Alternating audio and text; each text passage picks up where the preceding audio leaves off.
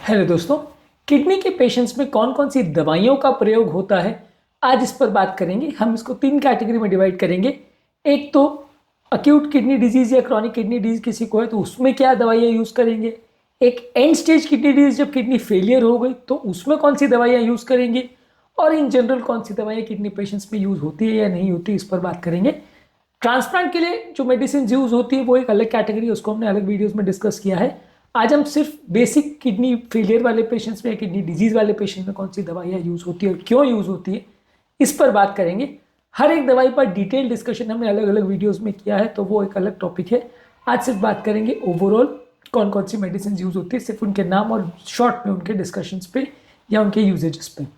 Topic पर जाने से पहले जो लोग हमारे चैनल पर नए हैं उन्हें रिक्वेस्ट करूँगा कि चैनल को सब्सक्राइब करें, वीडियोस को लाइक करें, शेयर करें, फॉलो करें, कमेंट करें, पूरा देखें। टॉपिक इंपॉर्टेंट है इसलिए एंड तक देखिएगा। चलिए शुरू करते हैं इंपॉर्टेंट वीडियो।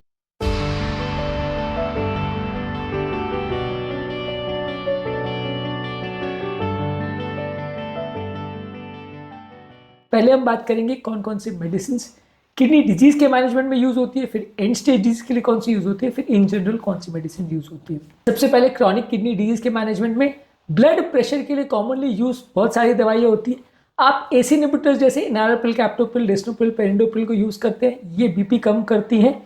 इनको किडनी प्रोटेक्टिव माना जाता है, लेकिन अगर एडवांस किडनी डिजीज है तो इनको यूज नहीं करते हैं क्योंकि इसमें पोटेशियम बढ़ सकता है। इसी ग्रुप की लगभग दूसरी दवाई है लोसार्टन, वैल्सार्टन, कैडिसार्टन, एजल्सार्टन, ARBs बोलते हैं, एंजियोटेंसिन रिसेप्टर ब्लॉकर्स।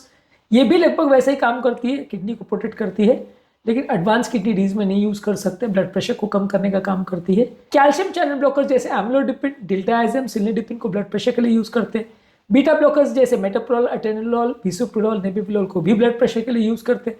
साथ में अगर हार्ट फेलियर हो तो ये ग्रुप की मेडिसिन हार्ट फेलियर में भी हेल्प करती है। रास इनहिबिटर ग्रुप ऑफ मेडिसिन यानी कि एसी इनहिबिटर्स, ARBs भी आपके हार्ट फेलियर में भी साथ में काम करती है, और काफ़ी किडनी वाले पेशेंट्स को हार्ट फेलियर भी साथ में होता है, इसलिए ये कंसंट्रेशन इंपॉर्टेंट है।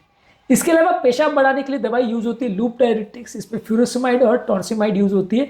ये वॉल्यूम रिटेंशन जो किडनी पेशेंट में हो जाता है उसको हटाने के लिए करते हैं। Thiazide diuretics usually blood pressure के लिए प्रयोग करते हैं, लेकिन ये बहुत ज़्यादा स्ट्रॉन्ग नहीं होती और एडवांस किडनी फेलियर में यूज नहीं हो पाती। फॉस्फेट बाइंडर्स यूज करते हैं जो किडनी वाले पेशेंट में फॉस्फेट का लेवल बढ़ जाता है उसके लिए।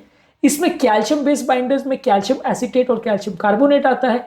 नॉन कैल्शियम बेस्ड बाइंडर्स में सेवलामर और लैंथेनम आता है, ये ज़्यादातर यूज होता है, ज़्यादातर सेवलामर यूज करते हैं, ये फॉस्फेट को बाइंड करते हैं। इसके अलावा सेकेंडरी हाइपर पैराथायरॉयडिज्म नहीं हो इसके लिए विटामिन डी एनालॉग्स आप देते हैं, यानी विटामिन डी सप्लीमेंटेशन देते हैं, क्योंकि इस तरह के पेशेंट में विटामिन डी की कमी हो जाती है।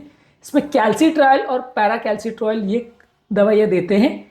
इसके अलावा इनके पेशेंट्स में खून की जो कमी हो जाती है उसको बढ़ाने के लिए आयरन सप्लीमेंट्स देते हैं और एरिथ्रोपोइटिन के इंजेक्शन देते हैं। एरिथ्रोपोइटिन के इंजेक्शंस पर हमने अलग से वीडियोस किए, जो आप चेकआउट करिए। एरिथ्रोपोइटिन इंजेक्शंस इसमें दिए जाते हैं।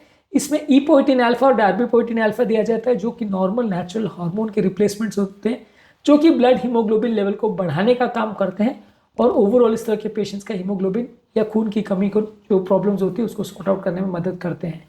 अब बात करेंगे एंड स्टेज किडनी डिजीज, यानी जब किडनी पूरी तरह फेल हो गई और पेशेंट डायलिसिस पे आ गया, तब कौन सी दवाइयों का प्रयोग करेंगे। इस तरह के पेशेंट्स में अगर ब्लड प्रेशर का प्रॉब्लम है या डायबिटीज़ का प्रॉब्लम है तो उसे मैनेज करेंगे।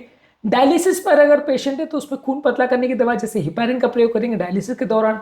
इन्फेक्शन जो डायलिसिस के दौरान हो जाते हैं उसमें एंटीबायोटिक्स का प्रयोग करते हैं, कीटाणुनाशक दवाइयों का प्रयोग करते हैं।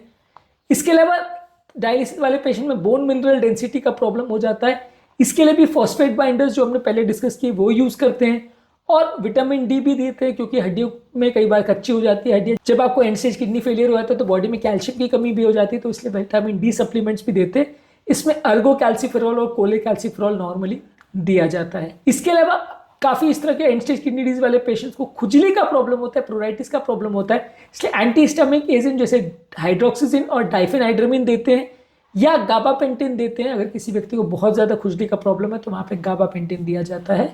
इसके अलावा जनरल मेडिसिन कौन सी देते हैं, ज़्यादातर अगर किडनी वाले पेशेंट्स को पेन हो तो आप non steroidal anti inflammatory drugs जैसे एस्पिरिन, आइबुप्रोफेन और नेप्रोक्सिन इसको अवॉइड करते हैं। आप ज़्यादातर एसिटामिनोफेन को प्रेफर करते हैं। जब कभी इस तरह के पेशेंट्स को उल्टी का प्रॉब्लम होता है तो आप ऑन्डेंसेंट्रॉन या प्रोक्लोरपेराजिन ये मेडिसिन देते हैं जो कि कॉमनली बाकी लोगों में भी यूज होता है। इसके अलावा काफी इस तरह के पेशेंट्स को कॉन्स्टिपेशन का प्रॉब्लम होता है तो लैक्सेटिव और स्टूल सॉफ्टनर्स आप देते हैं जिसमें पॉलीइथाइलिन ग्लाइकॉल और डोक्यूसेट सोडियम देते हैं।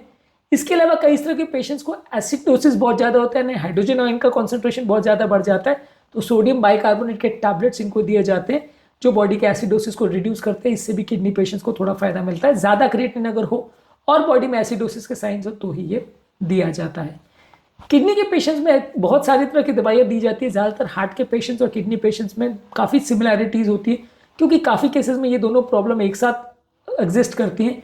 अगर डायबिटीज़ होता है तो उसको, हाइपरटेंशन हो या कुछ और कोलेस्ट्रॉल का प्रॉब्लम हो तो उसको अलग अलग मेडिसिन द्वारा ट्रीट करते हैं। अगर किसी पेशेंट को इसके अलावा भी और कोई बीमारी है, कोई आर्थराइटिस या उसके अलावा कोई और कनेक्टिव टिश्यू डिसऑर्डर है तो उसकी मेडिसिन भी अलग से दी जाती है। जितनी बीमारियां ऐड होते जाती है उसके हिसाब से मेडिसिन ऐड होते जाएंगी। ये मेडिसिन के अलावा भी बहुत सारे मेडिसिन का प्रयोग हो सकता है अलग अलग सिम्टम्स के हिसाब से भी। खुजली हो रहा है तो मान लीजिए अलग प्रॉब्लम है, एसिडोसिस हो रहा है तो अलग प्रॉब्लम है, या किसी को अगर नॉजिया वॉमिटिंग हो रहा है तो अलग प्रॉब्लम है। सबकी अलग अलग मेडिसिन ऐड होते चली जाती है। इसलिए अक्सर ये देखा जाता है कि किडनी डिजीज वाले पेशेंट में बहुत सारी मेडिसिन चलती रहती है और लाइफ टाइम चलती है। आज के टॉपिक में हमने आपको सिर्फ एक शॉर्ट समरी दिया उन मेडिसिन का जो किडनी डिजीज वाले पेशेंट्स पे प्रयोग होता है।